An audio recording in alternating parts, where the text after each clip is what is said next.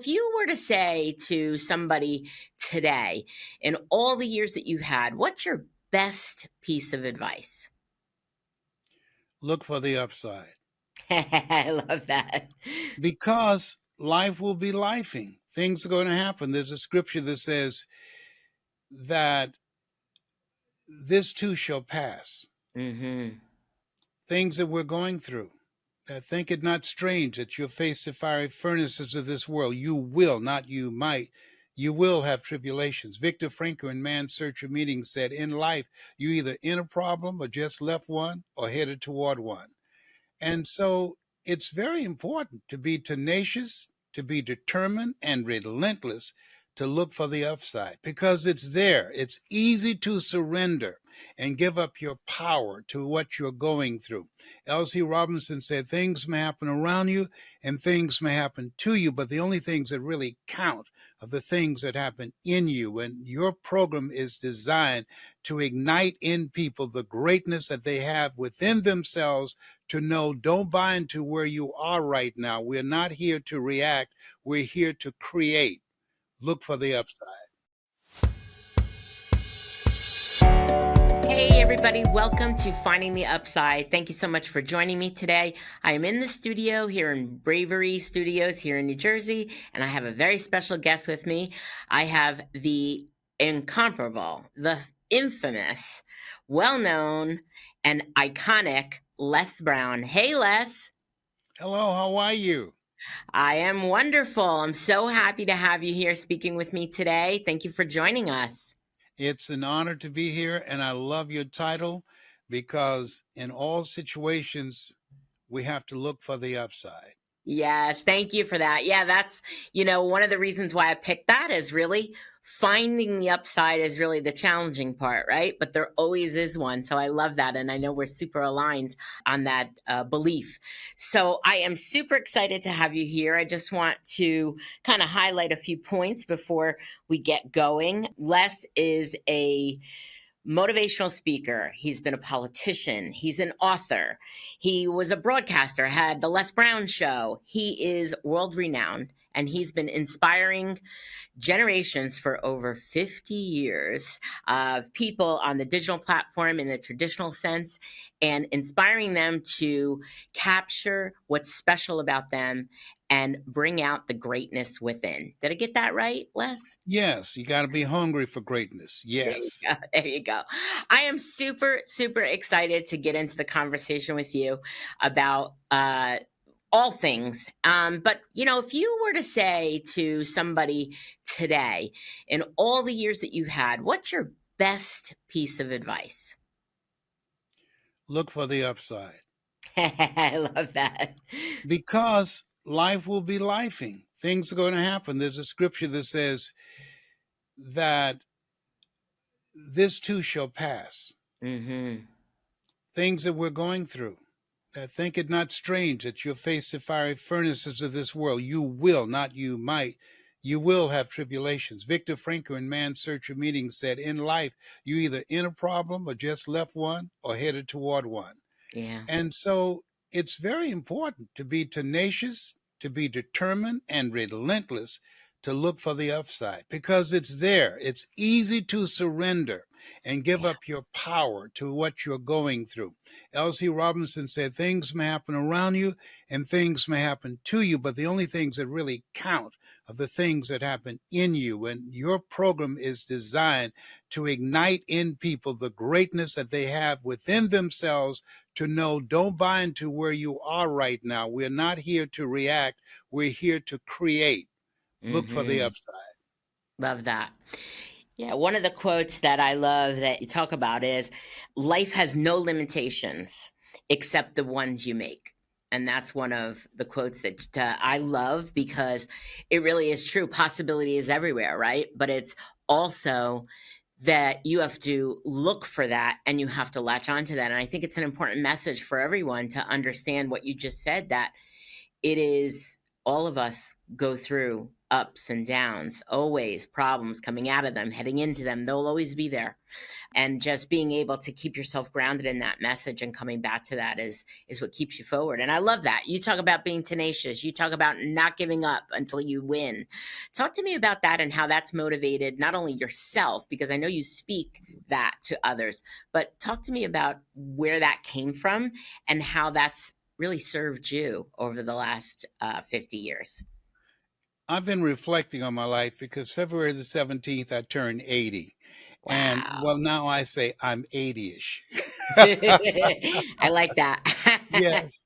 And and in part of what I've been reflecting on my life, I was talking to my great grandchildren and they asked me, what advice would you give us as we move forward in life? And I said, live your life the way you want to leave your life. Mm, And that way you die a life of no regrets. I was born in an abandoned building on a floor with my twin brother, Wesley. We were conceived in Gainesville, Georgia. Our birth mother drove down to Miami, and the largest hospital there, Jackson Memorial Hospital, didn't receive Black people at that time. So they mm. drove around, found an abandoned building, and went in, and she gave birth to us on a floor. Wow. And we were then put into foster care. And when I was in the fifth grade, I was labeled educable mentally retarded and put back from the fifth grade to the fourth grade. And I failed again when I was in the eighth grade. And I had this high school teacher who made a dramatic impact in my life. And he had a personality very similar to yours, an individual that was always looking for the upside. And he said, young man, I want you to go to the front of the room and work this problem out for me. I said, sir, I'm not one of your students. I'm here looking for MacArthur Stevens. He said, do what I'm asking you to do anyhow. I Mhm, said, I can't, sir. And the other students started laughing, saying, he's Leslie. He's got a twin brother, Wesley. Wesley, smart. He's DT. He asked, what's mm. DT? He's the dumb twin. And they started laughing. And he looked at me and I said, I am, sir. And he came from behind his desk. He said, don't you ever say that again. Someone's opinion of you does not have to become your reality. Do you hear me? I said, yes, sir. And that was a major point in my life. Your program, people who are listening, speakers, trainers, coaches, when we communicate with people, how people live their lives is a result of the story they believe about themselves. Very true. And so he distracted me from my story that your people listen to your program, that you distract, dispute, and inspire. You distract them from their current story. And through them listening and to the guest and to the information that you provide, you dismantle their current limited belief system and inspire them to have the courage to make a new decision about their lives and become, as Mother Teresa would say, a pencil in the hand of God and start Mm, writing a new chapter in their lives. And mhm, so when I look at my journey, and I'm still growing, I'm still developing, I believe that the experiences we go through, they build our character and they give birth to a part of ourselves that we would not know had we mm, stayed in our comfort zone where dreams and potential go to die. That mm. by putting ourselves at risk and being willing to fail again and again and again, we discover things about ourselves that we would not find otherwise. Wow, that's beautiful. What I thank you for sharing that story, and I love all of the wisdom in that. And it's so inspiring when we can share that part of our journey that we have kind of discovered, and what I hope for in people who are younger, because I look back on my life as well, where I'm at, and I think, wow, all of this, wisdom, what I know, what I believe, what I've become was a result of all those experiences along the way, good and bad, and all those lessons I've learned. And I think, when I look at the younger generation, I have a son who's in his 20s, they don't have the wisdom that we have yet, but it's the hope and the belief to try to instill in them that you will learn. You will learn from that failure. You will learn from falling, sometimes more than the successes. It's how you come out of it that matters most. And there's some things that life will teach our children that we can't teach them, that they can't hear it from us. Very true. Very true. I'm learning that a lot right now, for sure. Uh-huh. But what I also love about what you said, and I'd love to unpack this, is not only this podcast to educate and inspire others, and to really look for that upside, and really share these stories and these messages to help give people that ability to grasp on to those ideals and those concepts that can help them. But also in my work in leadership, one of the things that I talk about a lot, and I know that you know this in rebel leadership, is about really abandoning the traditional models that are very flawed in business and companies that I work with. I've seen it over and over again, where the culture is such that there's not that climate for allowing people to make mistakes, to learn from them. Instead, it's this punitive kind of culture.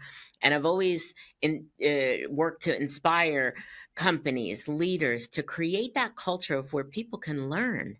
People can learn, they can be unafraid to make a mistake, ability to say, I need help. And really creating that is what creates the greatness, not just for the individuals that you're impacting, but also the success of the teams and the companies.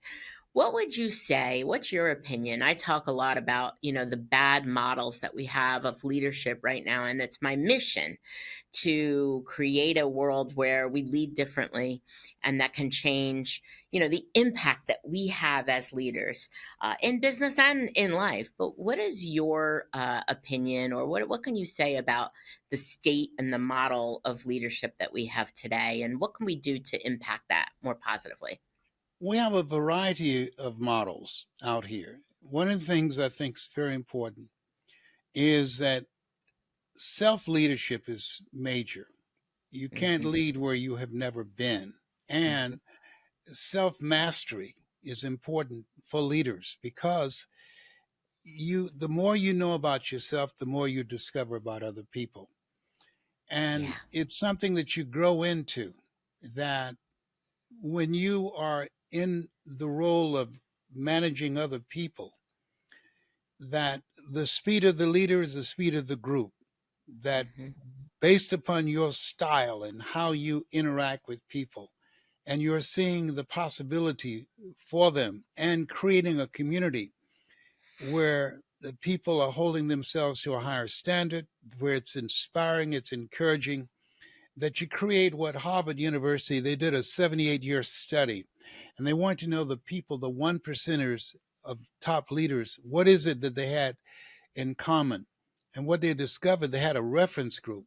They were in a group of other leaders. People had goals and dreams and Hmm. big projects of major corporations, or a large body of people that they had to work with.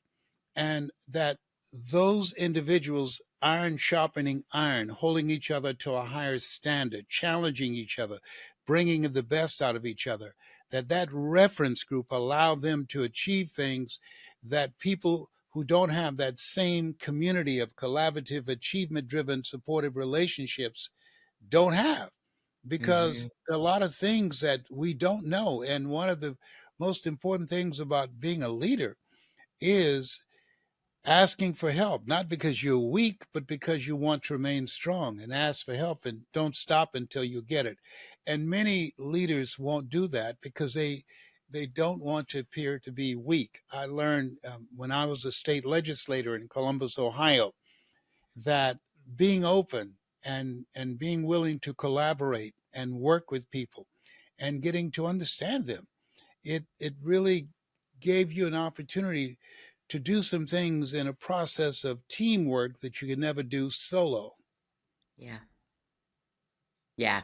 So accurate and so inspiring to think about how all of those really basic concepts of, I often say it's bringing the humanity back into leading others, and remembering that you're having an impact on their lives, and the collaboration that you mentioned. I wanted to unpack that. I think in business often, and we all want to be successful, but there's so much competition rather than collaboration, which competition harbors lack of teamwork in many cases, and collaboration where we help one another and we inspire one another and we rely on one another, and we have that sense of community, can really create way more success.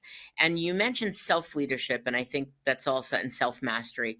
And I love that you said that, because one of the things that, I believe and I try to impart is that you can't be a great leader if you're not self aware and you're not striving to improve yourself and be a better human, be a better leader, learn what you don't know, admit that you don't know it.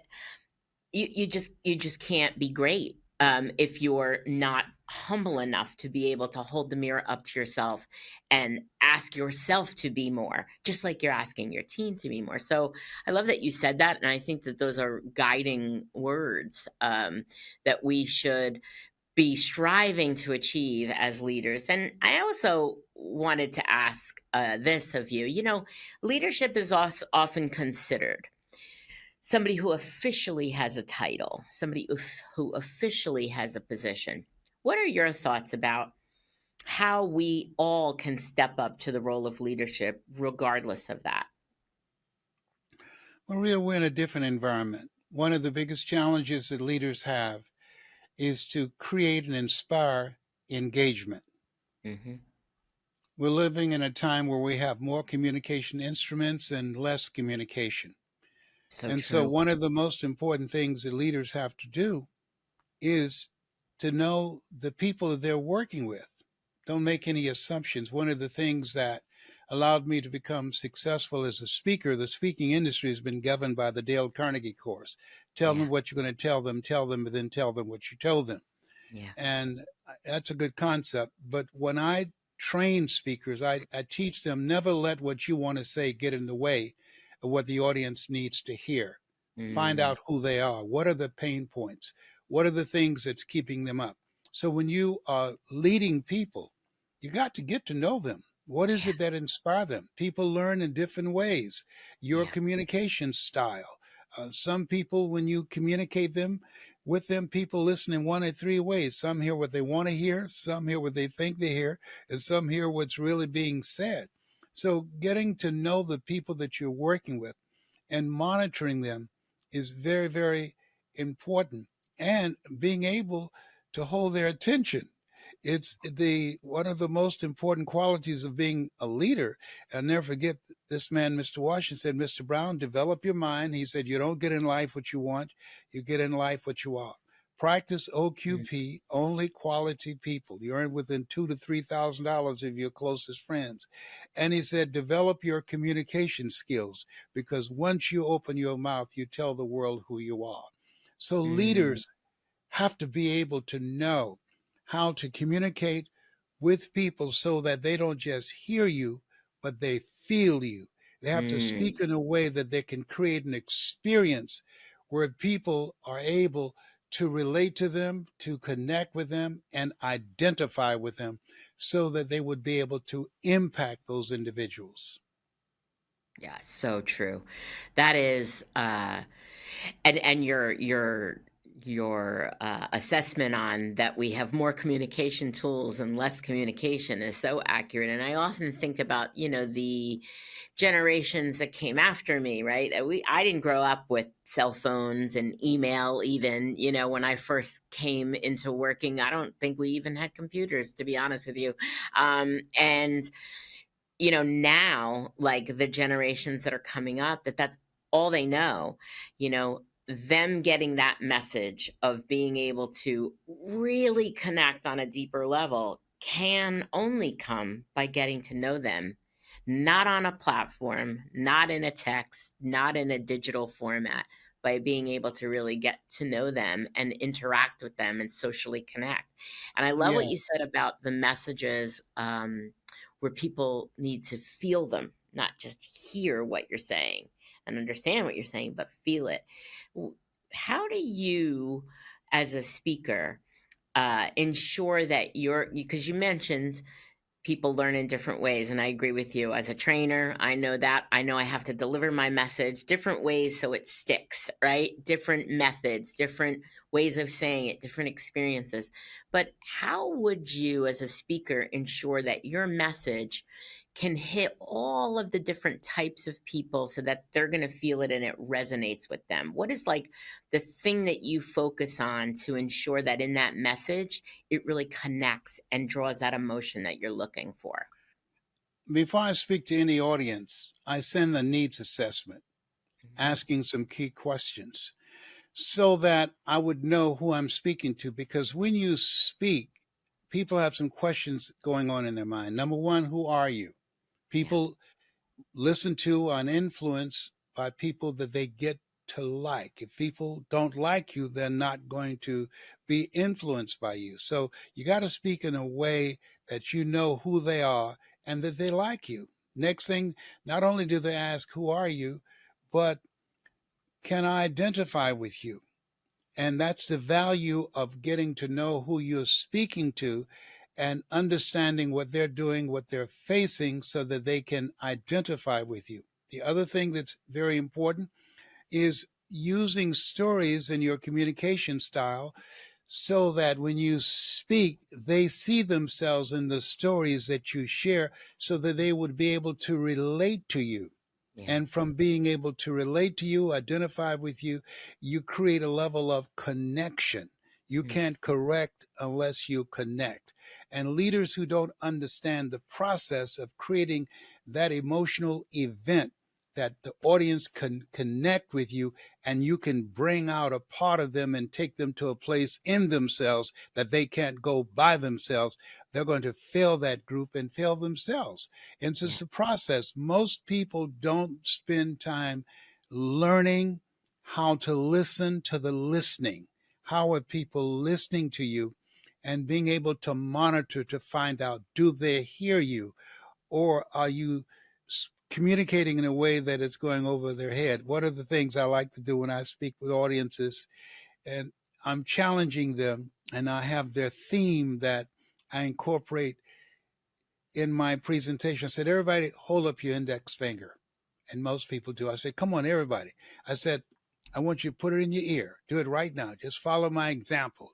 Trust me, you're going to appreciate this. And they do that. And then I say, you have something special. You have greatness in you. You have the ability to do things that you don't even know.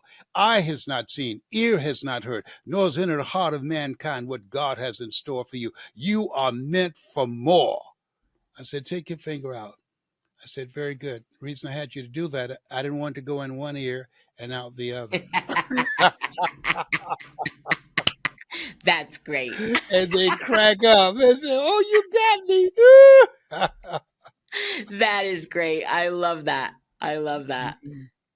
That's Thank you. amazing. Yeah, I know that, that's one of the messages, obviously, over the years, seeing your speaking and your videos and all of that. That's one of the messages that comes loud and clear, and I love that you say that. And I also wanted to tie that to, and if you would, speak about, that it was your mother who kept telling you that you're special, and that programming, despite the messages that you were getting in school, or the things that, the feedback that your mother was hearing and kind of ignored or maybe didn't understand, which was amazing.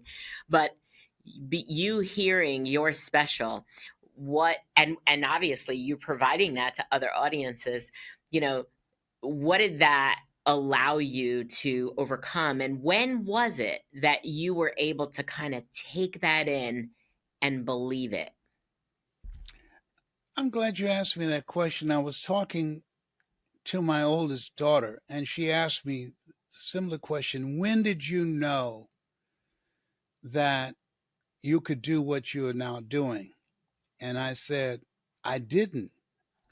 I Mm, said, Mike Williams, who's my mentor, he wrote the book, The Road to Your Best Stuff. I wrote the forward for that, The Road to Your Best Stuff. I encourage your audience to get it. I said, Mike saw this Les Brown before I saw him. yeah, And one of the things that I think is very important in life, that you have somebody in your life who can believe in you until your belief kicks in. yeah, And he said to me, Brownie, You're more than a disc jockey. I said, I am. And at that time, look out, baby, this is me, LB Triple P, Les Brown, your platter playing papa. There were none before me, and there will be none after me. Therefore, that makes me the one and only. Young and single and love to mingle, certified, bonafide, indubitably qualified to bring you satisfaction and a whole lot of action. I was bad, Maria. Yes, I was. And he said, man, you can do more than entertain people. You can empower them. You can use this microphone to inspire people to take their lives to another level. I said, I can? And I said, yes. He said, yes. And I believed in his belief in me until I came to this place because I was acting on what he saw that Mm-hmm. I saw it myself finally. And it was really at a very challenging place. When I spoke in the Georgia Dome, you see me speaking, Les Brown speaking in the Georgia Dome, over 80,000 people. Mm-hmm. And this guy heard one of my cassette tapes, okay, and invited me to speak there. He was just enchanted with my style of communication. Mm-hmm. And I'll never forget when I was going where I thought was to the green room, and the guy said, what is it like to speak to 80,000 people? I said, I don't know. I'm here. I'm speaking to a small group of people about Amway. He said, are you Les Brown? I said, yes. He said, come here a minute. And he took me. He said, look there. You see this stadium of people? I said, yes. He said, they're looking for you. They're waiting on you now. Maria, I took off and I started Mm. running. He said, where are you going? I said, I'm going to the bathroom. I said, but it's number one. It's number one. And so they were saying, you got to come out. They're stalling. They're waiting for you. And they say, call Mike Williams. And Mike, he knocked on the door. Brownie. I said, yes. He said, come on, man. They're waiting on you. I said, Mike, it's 80,000 people out there. Wow. I've never spoken to a crowd that large. He said, Brownie? I said, yes. He said, are you scared? I said, yes. He said, Brownie, listen to me. I said, what is it? He said, do it for your mama. I said, oh Mm. man, don't use my mama on Mm. me. Oh He my goodness. distracted me from my fear. He said, Yeah. you know how proud she's going to be to say, my boy spoke in the Georgia Dome? Miss Mamie would be so proud of you, Leslie. Come out, man, now. And I came out, and as I went up the steps and they gave me the microphone, he looked at me and said, Brownie, you got this. Wow. And I saw it in his eyes, and it hit me in my heart. And I turned and I started speaking. I don't even remember the speech, but Yeah. Yeah. I kept hearing the words in my mind. You got this. You've got this. And there are things that we can do that we don't even know that we can do. I had no idea that I could command an audience of that size. I'd never have done that. And Mm-hmm. so the work that you are doing, having people to look for the upside, Mm-hmm. is so very important because you're creating it within them a sense of optimism. A Yeah. person who suffers from possibility blindness can look at opportunities and all they will see are the obstacles. But when you have a sense of optimism, you can look at obstacles and you're going to look for the upside. You're going to look for how you can convert this crisis, which means danger, but in the Chinese language, it also means opportunity. And you can Mhm. only convert challenges into opportunities if you're looking perpetually and relentlessly for the upside. That's why this work that you're doing, it's the greater work, and people need that now more than ever before. Yes, that is for sure. Yeah, thank you for sharing that story. What an amazing story. And I love also the belief that that gentleman put in you, and also, your mom saying you're special and all that, and those messages that you talked about, the programming that you have around you. And I think we tend to, I think, undervalue that many times. And I think I can look back in times in my younger life when I really wasn't aware what was impacting me. When you start to take hold of that and you start to insert and surround yourself with the network and the messages and the people who can stand in that belief gap for you. And that's, as part of my leadership work, that's one of the quintessential things in all the years in being a leader is you have got to stand in their belief gap until they believe it. That's your job. That's your role. That's your lasting impact. Because when you see, and I will say, when you see that happen, because I've had it, I've had moments where I had people that came on to work for me, and it really all there was the lack of belief in themselves. That's really all there was. Sure, they needed to learn other things. And I thought, wow, how many people did they encounter before them that just didn't believe in them? And when you see that and you stand in that belief gap for them, I had one gentleman who worked for me for a short time, 4 years. But when he came to me, he was beat down. He felt like he was never going to be given a chance. And I was like, I don't know what it is. I'm just going to give him a shot. He created, he achieved way more than even I imagined that he could. And of course, more than he imagined. And it really, all I did for him was stand in his belief gap until he believed it himself.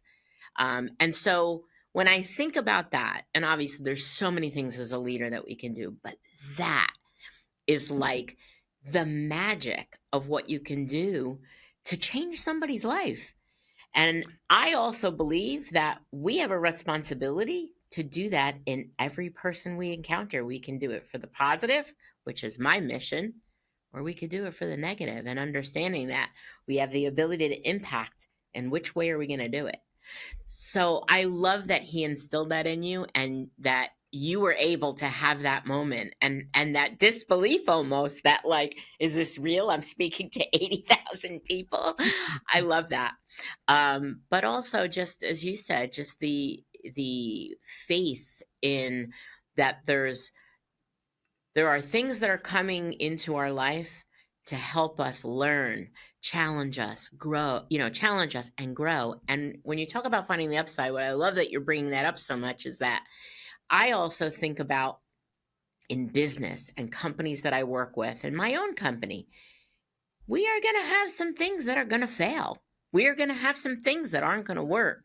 And in the climate today, there are so many conditions that could kill a business, a company, an initiative. You've got to be able to look at it for, okay, now what? Now what can we do? There's got to be some opportunity in this. There's got to be some way that we could overcome this. And you could choose to just say, forget it. But there's so many stories and so many conditions where you could overcome that. It's just you've got to look for it and come to it with that mindset. So I wholeheartedly believe that in the personal realm, but also in the business world as well. Absolutely. There are many people who are failing in their personal lives and their professional lives because they are trying to open up new doors of opportunities with an old mindset and antiquated Mm, skill sets. Robert mhm. Schuller said something that I believe is very important. He said, you either expand or you are expendable. And so Yes. when we look at this space where we are, where over 325 million people are going to lose their jobs to artificial intelligence, we're in Yeah. this place where Peter Drucker said that we must be willing to unlearn, learn, and relearn. That there's Yes. the skill set that we have learned that will not work in this new landscape. Where Hmm. Einstein said, the thinking that has brought me this far has created some problems that this thinking can't solve. So we've got to be willing to unlearn and to relearn, to upskill, to retool, to increase our knowledge, our skills, and our impact, and be willing to be a perpetual learner Hmm. because we can't set back on our laurels. Life is about evolving. Socrates says a man's reaches to supersede his grasp, or what are the heavens for? And so we must never rest on our laurels. There's always a better level and a chance to do what played Lion King, Simba, you're more than Mhm. that which you have become, knowing that Mhm. we are meant for more. Yeah.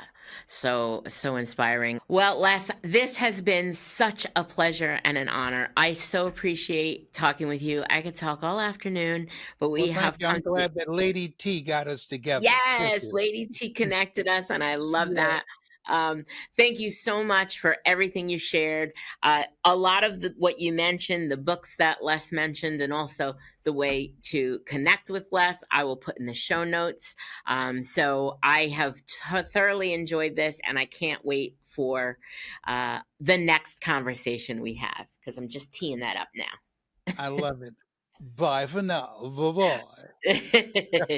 Thank you, everyone. See you on the next episode of Finding the Upside. Bye for now.